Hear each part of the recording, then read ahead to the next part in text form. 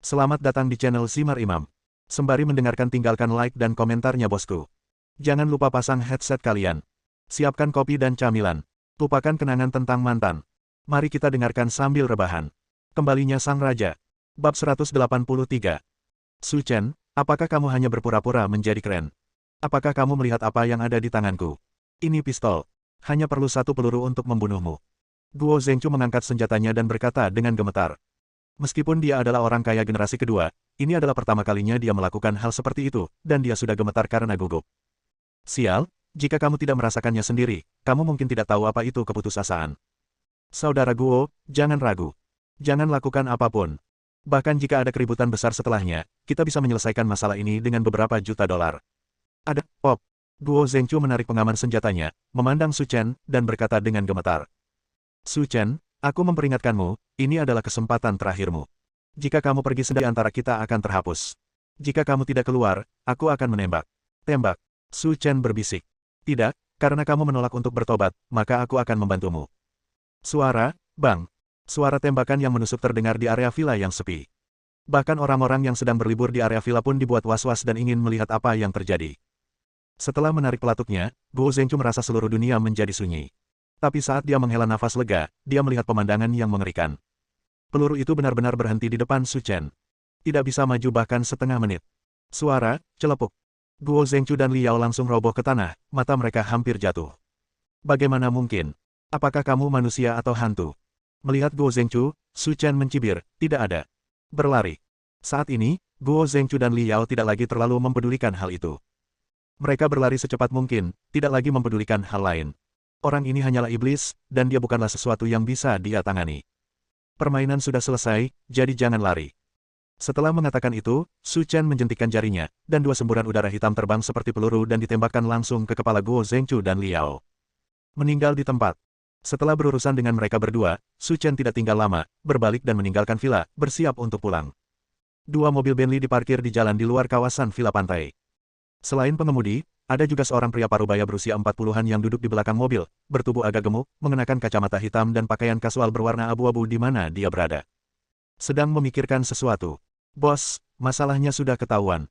Seseorang membunuh seseorang dengan pistol di pintu Villa 03 di area villa. Saat pria parubaya itu sedang mengistirahatkan kepalanya, seorang bawahan muda datang dan berkata.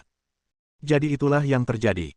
Pria parubaya itu tersenyum dan berkata, ayo pergi, ini hanya membuang-buang waktuku. Bos, jangan khawatir. Kejadian penembakan ini berbeda dari biasanya. Tidak sama. Benar. Bawahan muda itu berkata. Karena yang tewas adalah dua pria bersenjata. Kebaikan. Mendengar hal tersebut, pria parubaya itu merasa ada yang tidak beres. Apa yang terjadi? Pembunuhnya sangat jahat.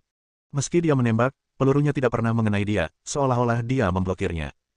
Yang lebih menakutkan lagi adalah anak itu sepertinya tidak melakukan apa-apa. Dia hanya menggerakkan jarinya dan menembak kedua pria itu dengan senjatanya terbunuh. Setelah mendengar laporan dari bawahannya, pria parubaya itu merasa lebih luar biasa dan berkata pada dirinya sendiri. Apakah ada dewa seperti itu di dunia ini?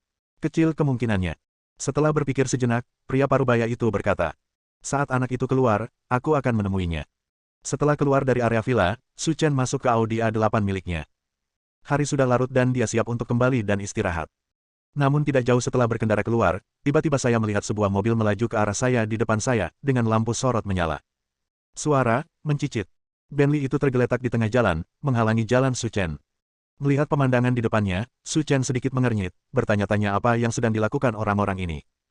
Setelah turun dari mobil, Su Chen menemukan seorang pria yang mengenakan pakaian kasual abu-abu datang dan berkata.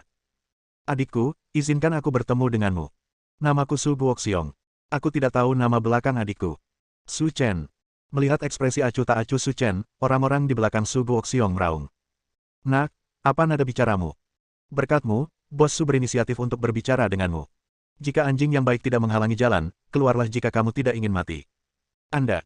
Orang-orang di belakangnya ingin mengambil tindakan, tetapi Su Guoxiong menghentikannya dan berkata sambil tersenyum. Adik, jangan marah. Aku di sini untuk mencarimu. Aku terutama ingin berbicara denganmu tentang apa yang baru saja terjadi. Apa yang terjadi tadi? Su Chen mengerutkan kening dan berkata. Benar, kami semua baru saja tahu tentang pembunuhanmu, dan kamu tidak ingin kami membocorkannya, kata Su Guoxiong sambil tersenyum. Mencoba menekan Su Chen dan mengambil inisiatif dalam masalah ini. Su Chen tersenyum, yang terlihat sangat aneh di malam yang sunyi. Lalu apa yang kamu inginkan? Hehe. Su Guoxiong mencibir dan berkata, sebenarnya, kamu tidak perlu gugup. Itu hanya membunuh seseorang. Selama bertahun-tahun, setidaknya 20 orang telah tewas di tanganku, Su Guoxiong. Jadi jangan terbebani secara mental. Aku datang kepadamu hari ini saja untuk memberitahumu sesuatu. Itu hanyalah fakta. Ada apa? Bisik Su Chen. Saya pikir metode dan keberanian Anda sangat bagus. Apakah Anda tertarik bekerja dengan saya? Saya bisa memberi Anda uang tanpa akhir, wanita tanpa akhir, dan bahkan melatih Anda untuk menjadi orang kedua. Bagaimana menurut Anda? Bagaimana? Su Guoxiong berkata sambil tersenyum. Dia tampak seperti sedang menyusun strategi. Seseorang setingkatmu bahkan tidak memenuhi syarat untuk membawa sepatuku, dan kamu masih ingin aku menjadi bawahanmu. Diam. Setelah Su Chen selesai berbicara, pemandangan itu menjadi sunyi senyap. Su Guoxiong tidak menyangka bahwa dia akan menolak tawaran sebesar itu. Dan sikapnya sangat arogan. Nak, apakah kamu pikir kamu bisa menjadi sombong di depanku jika kamu memiliki beberapa keterampilan? Biar ku beritahu, selama aku melaporkan pembunuhan yang baru saja kamu lakukan, kamu akan ditarik dan ditembak keesokan harinya. Kenapa, kamu masih ingin mengancamku dengan masalah ini? Su Chen mengangkat alis dan berkata. Tentu saja. Su Guoxiong mengangkat bahu dan berkata. Menaklukkan orang lain tanpa berperang adalah metode favoritku. Saat ini, 4 pria di sekitar Su Guoxiong juga tertawa. Wah, jika kamu begitu sombong seperti bos kami Su, kamu tidak tahu bagaimana mengukur diri sendiri. Kamu pasti takut kali ini. Sebelum mereka menyelesaikan kata-katanya, mereka tiba-tiba berhenti karena lubang darah sebesar mangkuk tiba-tiba meledak di dada mereka. Mereka semua terhuyung dan pingsan di tempat, dan dalam beberapa detik, mereka mati. Melihat pemandangan ini, Su Guoxiong benar-benar bingung. Karena dia bahkan tidak melihatnya mengambil tindakan, mengapa 4 anak buahnya tewas. Apa yang sedang terjadi? 4 orang lagi tewas. Laporkan aku. Aku akan menunggumu menangkapku. Setelah mengatakan itu, Su Chen masuk ke Audi A8 miliknya dan berbalik untuk pergi.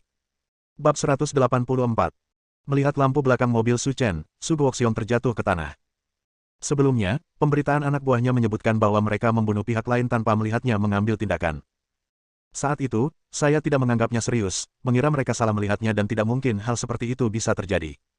Tapi sekarang, dia mempercayainya. Saat ini, Su Guoxiong berharap dia tidak bisa ditampar 2 kali. Sebenarnya aku ingin menerima orang seperti itu sebagai adikku, kenapa aku tidak mencari kematian? Ketika Su Chen kembali ke hotel, saat itu sudah jam 12 malam. Dia baru saja mandi dan tertidur. Keesokan paginya, Zhao Suya datang ke kamar Su Chen lebih awal dan membangunkannya. Su Chen, menurutmu apa yang guru itu kenakan? Pakaian Zhao Suya sangat gerah, dia mengenakan rok hitam dan stoking hitam, dipadukan dengan sepasang sepatu hak tinggi, yang sangat menarik perhatian. Belum. Su Chen berkata dengan santai. Setelah menerima penegasan Su Chen, ekspresi Zhao Suya menjadi bersemangat dan dia berkata. Su Chen, aku berdiskusi dengan Jing Qiu kemarin, ayo pergi ke Ocean World hari ini. Bisa. Meskipun dia datang menemui Qixingxi, dia masih di sini untuk menemaninya dalam perjalanan. Saat ini, dia tidak bisa merusak kesenangan dan hanya mendengarkan pengaturan mereka. Setelah meninggalkan hotel, saya menemukan Fang Jingqiu dan Tang Kei di sana. Mata Tang Kei membelalak saat melihat gaun Zhao Suya. Diperkirakan orang lumpuh akan bisa duduk ketika melihatnya berpakaian seperti ini. Suya, hal sebesar itu terjadi kemarin. Bagaimana perasaanmu? Itu tidak meninggalkan bayangan apapun di hatimu. Tang Kei bertanya dengan antusias. Tidak, Jingqiu dan aku sama-sama memejamkan mata kemarin dan tidak melihat apapun. Itu bagus, itu bagus. Saat berbicara, Tang Kei mengabaikan Su Chen dan berkata, Jingqiu, Suya, jika hal seperti ini terjadi lagi, katakan saja padaku. Aku masih memiliki beberapa koneksi di sini, dan aku tidak akan pernah membiarkan mereka yang memiliki niat jahat mendekatimu lagi. Zhao Suya biasanya mengangguk sebagai jawaban. Oke, bukankah kamu masih punya pekerjaan? Silakan kerjakan pekerjaanmu. Aku akan bermain dengan Suya dan yang lainnya hari ini. Fang Jingqiu berkata sambil tersenyum. Oke, aku pergi dulu. Kebetulan aku ada pesta di malam hari. Semua orang bisa menghadirinya bersama. Semarak. Setelah mengatakan itu, Tang Kei pergi terlepas dari apakah Zhao Suya setuju atau tidak. Nantinya, mereka bertiga pergi ke dunia bawah laut Sanya bersama-sama, siap bersenang-senang. Kalian tunggu di sini sebentar, aku akan pergi membeli tiketnya. Setelah sampai di tempat itu, Su Chen berkata dengan santai. Kalau begitu aku akan merepotkanmu, pria tampan Su, kata Fang Jingqiu sambil tersenyum. Saat mengantri untuk membeli tiket, Su Chen masih memikirkan batu bintang 7. Karena apa yang terjadi tadi malam menarik. Jelas sekali, lampu hijau itu tidak terbentuk secara alami, melainkan ditambahkan secara buatan, jadi dapat disimpulkan bahwa seseorang mungkin telah menemukan batu bintang 7 sebelum saya. Karena berbagai alasan, batu bintang 7 di dalamnya tidak dikeluarkan, tetapi dilindungi dengan menyegelnya. Memikirkan hal ini, Su Chen merasa sedikit tidak nyaman. Akan sulit jika seseorang sampai di sana lebih dulu. Aku membeli banyak sekali barang, kenapa kamu tidak diperbolehkan membawanya masuk? Tepat ketika Su Chen memikirkan hal ini, dia tiba-tiba terganggu oleh suara di depannya. Mendongak, saya melihat seorang wanita mengenakan gaun putih. Dilihat dari punggungnya, dia pasti cantik. Selain wanita itu, ada beberapa pria berusia 20-an, yang sepertinya adalah temannya. Namun, setelah melihat punggung wanita itu, Su Chen sedikit mengernyit, merasa bahwa dia tampak familiar. Setelah memikirkannya selama beberapa detik, saya tiba-tiba teringat bahwa Bai Jingchu lah yang diberi pelajaran oleh saya beberapa hari yang lalu. Setelah memastikan identitas Bai Jingchu, Su Chen menggelengkan kepalanya tanpa daya. Anggota tubuhnya patah terakhir kali, tapi dia tidak menyangka anggota tubuhnya akan pulih secepat itu. Kami sebenarnya bertemu dengannya di tempat seperti ini. Melihat Bai Jingchu, Su Chen mengabaikannya dan bersiap mengantri dan membeli tiket untuk masuk. Tapi saat ini, ponsel di saku Su Chen berdering. Itu adalah saudara dari tentara salib. Untuk menipu orang lain, Su Chen berhenti mengantri, berjalan ke sudut dan menjawab telepon. Raja, kami telah menemukan informasi tentang batu bintang 7 lainnya. Di mana? Dekat pulau selatan, tapi kepulauan. Ada ratusan pulau, besar dan kecil. Kita masih perlu terus mengecek yang mana. Mungkin besok ada kabar. Oke, secepatnya, jangan buang waktu. Aku tahu, Raja. Saat Su Chen sedang menelepon, pertengkaran di pintu terus berlanjut. Nona, Ocean World kami hanya memperbolehkan air mineral dibawa masuk, dan makanan ringan lainnya harus disimpan di luar. Saya harap Anda bisa bekerja sama dan tidak mempersulit kami. Apakah kamu salah? Aku baru berusia 18 tahun dan kamu benar-benar memanggilku Nona. Apa maksudmu? Ini. Menghadapi turis seperti itu, para staf tampak bingung.